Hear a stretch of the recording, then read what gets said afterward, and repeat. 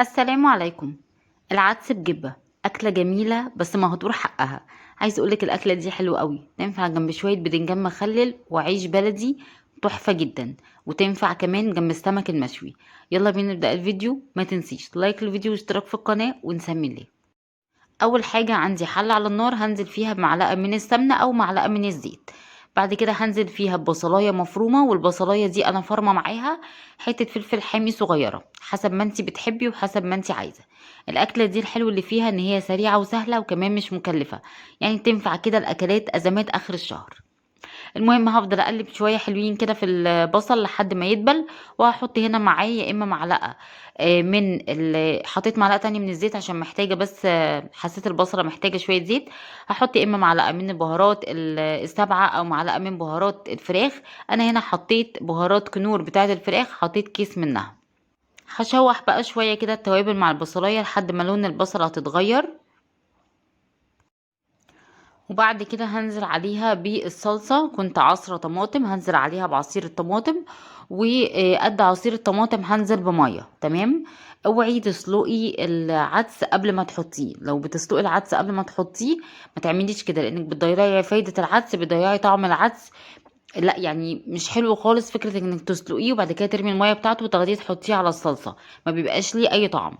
احنا هنحتاج كده مية قد الصلصة عشان هنسوي العدس في الصلصة، نخليه يشرب من الصلصة نفسها ومن النكهة بتاعة التوابل. حطيت رشة من الملح ورشة من الفلفل ورشة من السكر، مش اكتر من كده، وانا كنت في الاول حاطه شويه من التوابل بتاعه كنور.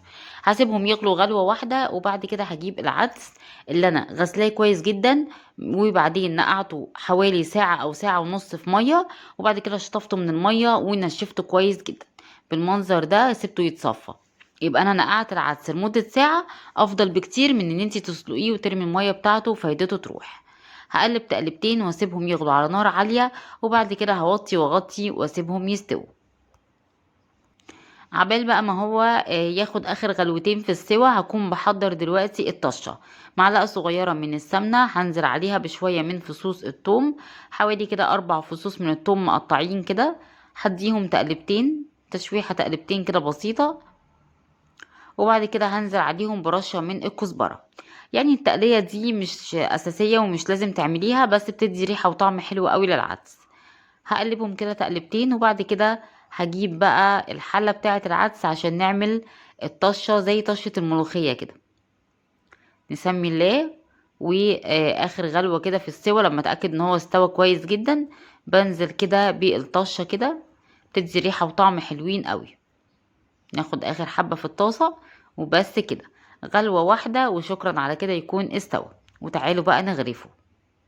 وجبة سهلة وسريعة واقتصادية جدا جدا وكمان مفيدة قوي قوي، ومهدور حقها بجد لو اكلناها جنب شويه مخلل حلو قوي الازمات اخر الشهر.